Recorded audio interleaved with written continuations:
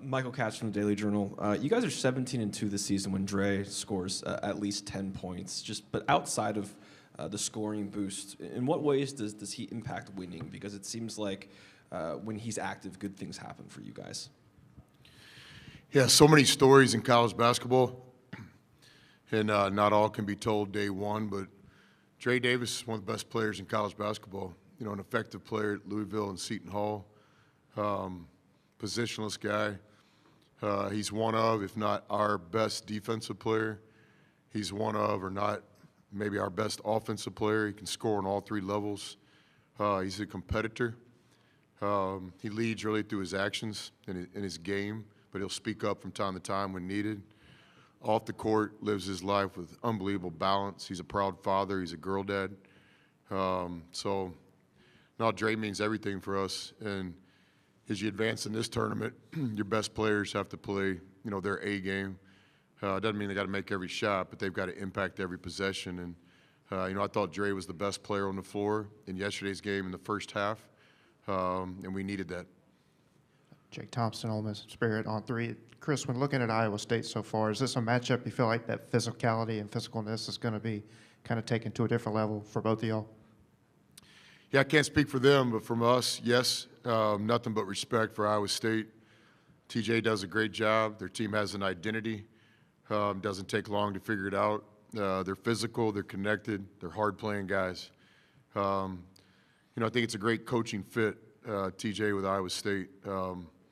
He's impacted that program for a long time, not only as a head coach, but as an assistant coach, and we competed against each other along the way. But yes, a physical, hard-playing team that doesn't beat themselves. So again, we'll have to play our best 40 minutes of the season to try to get to next weekend. Yeah, Chris, Kevin Sweeney, SI. I know a lot's been made of your program's success over the years in your second season on the job and how you've been able to elevate programs in year two. It's not always been about roster continuity, though, right? You have a lot of new players on this team. I'm curious what changes from year one to year two in a place that allows you consistently to take that next step like you have this year? Yeah, so much of year one is spent on building the culture, building the program, building the staff, building the roster. And sometimes you can get it done. Our Little Rock experience was the first year, and it was special. We got two of those guys joining us tonight for dinner here in Milwaukee. But no, I think year two, it's more about defending the culture. You never forget year one. And our first team at Ole Miss was really good. Watching Brandon play so well at McNeese State the other day, he had our whole coaching staff jumping up and down and cheering for him. Musa had a great season at Memphis. But no, so year two, not that it's any easier, but you can spend the 24 hours that you have each day and not have to spend as much in terms of building things, because in some ways they're built. Now you can defend it and refine it and work at it. Hey, Chris. Eugene Rapay, Des Moines Register. What can you tell us about your past battles with Iowa State from your Big 12 days? Yeah, again, great fan base. Actually tore my ACL one time in Ames, Iowa, as the opposing coach, and fell down during the game. And from my perspective, nobody really laughed at me. Kind of a respectful fan base. Great basketball, people, country, job. Certainly I studied it during the Tim Floyd days and all the success since there. And I think that'll be a factor in tomorrow's game. Iowa State's deserving of their high seed. They were able to play in a driving distance from their fan base, so we've told our guys expect kind of a road game type environment. Now the good news for us is our fan base travels too. We've got a lot of Ole Miss people that will be here. We're very appreciative of the time and expense it takes to get here, but when I think of Iowa State, I first think of their fan base. Then again, from the basketball side, TJ's teams have an identity. You know what you're getting into. Won't be a lot of surprises. Physical, hard-playing defense, trying to get you to turn it over. And on offense, they're going to put you in a lot of tough spots. They can do a lot of different things on offense. They don't have just one primary ball handler or one shooter or one post-up guy. They've got true positionless players. This is a great roster build that TJ and his guys have done this season. And just following off of that, in your observation and opinion, how has TJ put his own flair versus some of the other Iowa State coaches you played against? Yeah, I think for sure it's Iowa State basketball in terms of the fan base and how hard they play. And I think with TJ, when I think of his career, the success he's had along the way at different stops, always really dynamic offense in terms of, again, not just coming down the floor and being predictable. They can do some different things, put you in tough spots. Then defense, it's just a defensive DNA. They're committed to keeping that ball out of the middle on the sides. They're committed to making it hard when you go to the basket, whether you dribble it to the basket or throw it in there. So, yeah, I would think that this is Iowa State, but then TJ has definitely put his stamp on the program as well. Hi, Coach Alec Bussey, 24/7. I don't know if you were listening when Malik was talking about how impactful your coaching intensity and demanding nature has been on his career in a positive way. But what's it like for you to hear a player publicly say that on this stage at this time of the season? And I guess, what does that make you feel? Yeah, it means a lot to me because Dia is a truth teller. Dia's not going to say something just because it's a press conference. It's one of the many things I like about him. He's an intelligent guy. So when Dia says something, you don't spend time thinking, did he mean that? He meant it. And I think the deal with our relationships is, me and Dia, is I just have high expectations for him. I think he could be an NBA draft pick. And I'm not afraid to say that. Is he there today? I don't know, maybe not. He's got some work to do, but I just, from the very first time I met Dia, I just personally kind of had this vision of him. People were talking about, can he translate from Belmont to the SEC? I said, yeah, that's going to happen. My deal is, can you translate from being a really good college player to a great college player? And then ultimately, can you translate to making money one day at the highest level? So I'm hard on him, really hard. And I think one day my plan is for him to really thank me for that. It's the biggest gift I think anybody can give a player is high expectations. And so with Malik, his expectations in my mind is I think he could play in the NBA one day. Chris, you mentioned roster building. You've built this roster with a lot of transfers. You're probably going to have to do that again. TJ was just talking about that. I'm curious, kind of going off something he was talking about when he was here, is there something that you look for in portal guys? And then more specifically, is there something that you listen for when you're trying to get to know guys in a short period of time? Yeah, for sure. I think everybody's got the things they look for. The first, it's a talent-based business, period. You've got to get guys that can play in the SEC. You've got to get guys that can play well in this tournament. Just like for TJ, I'm sure it's the same with the Big 12. So it's talent, number one. And then number two, I think everybody's a little different. And for us, we're just always trying to find that guy that has a real love of the game.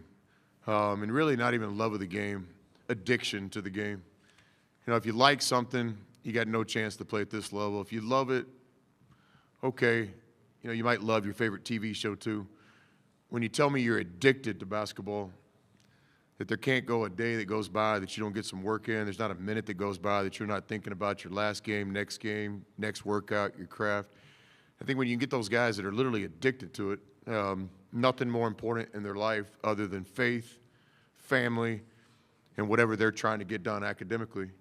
And those guys are addicted to the game. That's what we try to find. In the portal, speed dating, it happens fast. But you can find out if you're listening. And you mentioned that. What we really try to do, and I tell the coaches this all the time, man, make sure that you're listening more than you're talking in these early conversations, Zooms, FaceTimes, visits, because players will tell you. They'll tell you who they are, and they'll tell you what they're looking for if you'll just listen. So we spend a lot of time, literally trying to listen more than we talk in recruiting as well. Hey, Chris, Adam Rittenberg with ESPN. You were on the exact same stage here 3 years ago. Obviously, a lot's changed, but I'm wondering how much you've sort of reflected on that journey when you found out it was Milwaukee again, coming back here, everything that's happened, I guess, for you personally in the last 3 years. Yeah, I didn't think about it in that regard, but I think the last time I was up here is Purdue, second-round game, and the NBA player, best player, got the ball at the top of the key on a sideline out of bounds. We had a hand-down, man-down three. Man, if that shot doesn't go in, we had momentum. I think we win the game. That's what I was thinking last time I was here. But no, Milwaukee's a great city. The NCAA does a great job picking the right cities for these tournaments and regionals and first-round games. This city's been great. Our guys have enjoyed it. The downtown area is cool. Everybody around here seems to love basketball. So we're having a great experience in Milwaukee. You know, I think of Laverne and Shirley, the brewery. If I had a little bit more free time, I'd like to go check out that beer scene here in Milwaukee, but it doesn't look like I'll have time to do that. Everybody know what Laverne and Shirley is? Youngest person in here right now. Oh, I do. Okay, I got yeah. you. Yeah, I got you. Anybody in here that doesn't know Laverne and Shirley? Yep, too young, man. I'm 23. Great sitcom, man. Milwaukee-based, right? They both worked in the brewery? Yep. Sam Hutchins, Clarion Ledger. First, Chris, I kind of feel the need to follow up on you tore your ACL at a game in Hilton. Was that like a Ron Hunter situation, or what happened? He actually hurt it the night before in practice. Zaire Smith, one of our great players, NBA player, supposed to be setting flare screens from the corner. Z was a laid-back guy, kind of like Dre Davis, kind of just, you know, doesn't talk much. And I asked Z if he understood what I wanted, and he just gave me kind of a, instead of saying yes, he just kind of went like that. So I said, no, you don't. And I went out there and set a flare screen and popped my knee. And so the next day at the game, I did the best I could to come out and shake hands, and I was kind of limping. And the coaches at the time were like, what's up? I think it was Steve Prohm, and if I'm not mistaken. And then during the game, Naeem Stevenson, one of our great players, Naeem and I disagreed on a defensive coverage, and I had a great relationship with Naeem. He was the guy that kind of talked to me during the game, and I got a little agitated with Naeem, forgot that the knee was popped, and fell down on the floor. My own daughters were like this behind the bench. Nobody. Other things classic in the story is we have a culture. One thing is we say you don't ever help yourself off the floor unless it's live ball. If it's not a live ball, stay on the floor. A teammate's coming to pick you up. It's a big part of our culture. So I'm laying on the floor, and nobody on our staff, including some of our coaches that are with us today, didn't come pick me up. So, but from my point of view, the fan base didn't make fun of me. And just a great fan base in Iowa State. Like, if your team plays well, they recognize it. And just a great basketball fan base at Iowa State. And a player that didn't come up at the podium yesterday at all was Cam Brent. But in the locker room, the guys were telling me he was a big part of the win in the huddles and all that, and slapped the sticker on the bracket. What's Cam's role in this tournament? Yeah, so Muggs is as important as anybody on our team. He's a returner. He's a senior. He's going to graduate college in 3 years. He did not have the benefit of an athletic scholarship or name, image, and likeness. He put himself through school. He's the son of a coach. His dad was a Division I coach, also an assistant coach at Ole Miss. We call him Muggs. Cam is just special. Cam's got his DNA all over this team in terms of what he does on a day-to-day basis. Some days he plays in practice. Some days he coaches. Some days he works guys out. Some days he gets his own shots up. He brings the energy and juice every day. Every team in the country has a Muggs. They just don't ever get talked about. So when we had a chance to slap the bracket, there was only one choice in our locker room. Everybody knew it was coming. That was going to be Muggs. Yeah, Coach Darrell Ward, I actually covered Kentucky for the Cat's Paws.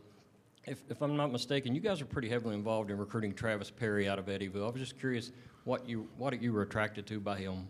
Yeah, I love Travis. He's one of those guys that was addicted to basketball, loved it. Basketball guy.